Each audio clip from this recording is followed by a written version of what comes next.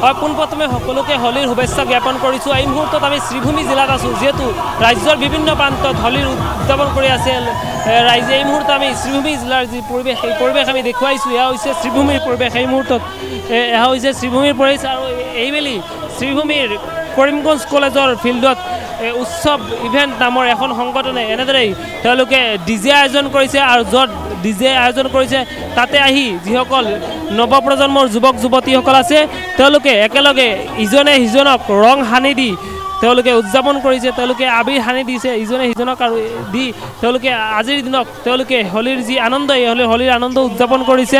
আমি এই মুহূৰ্তত যি পৰিৱেশ, এই পৰিৱেশ আমি ND24 দেখুৱাইছোঁ। এয়া হৈছে শ্ৰীভূমি জিলাৰ যি পৰিৱেশ, শ্ৰীভূমি জিলাৰ পৰিৱেশ। এনেকৈ যিসকল শ্ৰীভূমি জিলাৰ যিসকল যুৱক যুৱতীসকল আছে সেইসকল পুৱাৰে পৰা তেওঁলোকে ওলাই আহিছে আৰু তেওঁলোকে এইখন যিখন ডিজে আয়োজন কৰা হৈছে, এইখন সংগঠনৰ পৰা যিখন ডিজে আয়োজন কৰা হৈছে, এই ডিজেত তেওঁলোকে ভাগ লৈছে আৰু তেওঁলোকে নাচি বাগি সিজনে সিজনক আবিৰ সানি দি তেওঁলোকে উদযাপন কৰিছে আজিৰ এই যি বিশেষ দিন। এই বিশেষ দিন আবিৰৰ যি আবিৰৰ ধুয়ে কিন্তু উদুলি মুদুলি পৰিৱেশ এই মুহূৰ্তত শ্ৰীভূমিৰ জিলাত। আৰু এই মুহূৰ্তত আমি তেওঁলোকৰ লোকসকলৰ আমি ভাষ্য ল'বলৈ যত্ন কৰিম, যিহেতু সংগঠনৰ লোকসকল আছে তেওঁলোকে পাতিছে, তেওঁলোকে এইবেলি এইখন যি হোলীৰ উৎসৱ, কি ক'ব আপোনালোকে এইবেলি হোলীৰ উৎসৱ উদযাপন কৰিছে?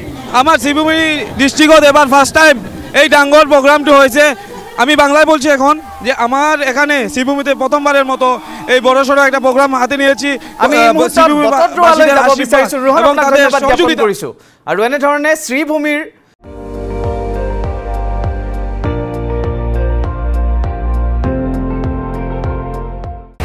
আপুনি চাই আছে ND24, সৰ্বশ্ৰেষ্ঠ নহয় সৰ্বোত্তমৰ দৌৰ।